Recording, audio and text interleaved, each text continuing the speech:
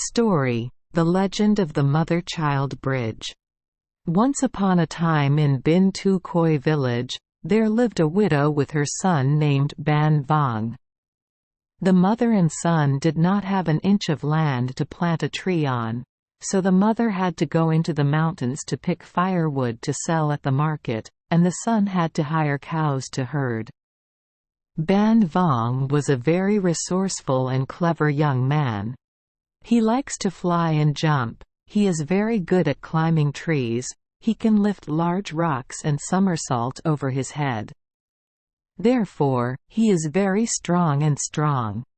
One time, while he was herding the cows, two bulls got excited and attacked each other. Each bull and number 39's eyes were as red as blood. The two bulls had their heads stuck together and their horns collided so hard that they could N/39 be separated. Ban Vong ran to grab two animals and threw each animal in a different direction 10 meters away from the cave. This time the horns of the two belligerent bulls writhed away. Such is Ban Vong and number 39's strength. The young man even looked at the two panting animals and threatened further. "If you guys are still fighting each other, I and number 39'll break your horns." Near Bin Tu Khoi, there is a small river flowing through. On the river there is a boat. Bridge across. The bridge is beautiful, made of stone, and has a cool house on top. The bridge has 5 sturdy stone pillars below. The strong east winds blew, the water in the river rose because of the waterfalls rushing down from the mountains and eroding the stone pillars. This thing happens every year, but the bridge still stands to this day. One year, on a cold winter day, the north wind blew unusually strong. Each gust of it blew up many ancient trees. Receive. Ban Vong drove herd of cows across the stone bridge. The bridge shook and wobbled, as if made of bamboo. The young man looked down. Wow!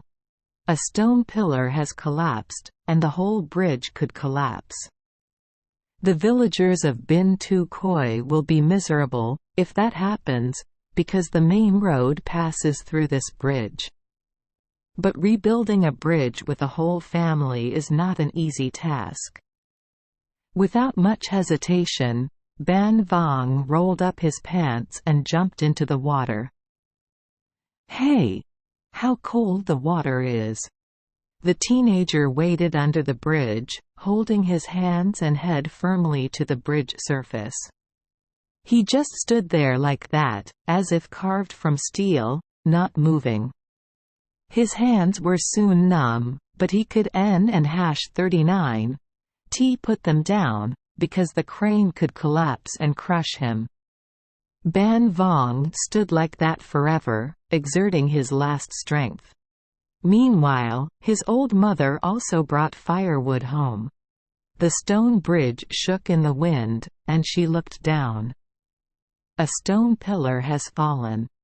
The bridge may be about to collapse. How could she fix it later? She immediately threw the bundle of firewood and jumped into the river.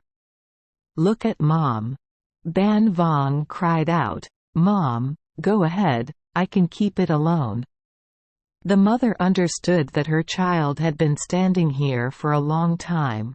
She lovingly told him, "No, my child, I can and number 39 keep it alone.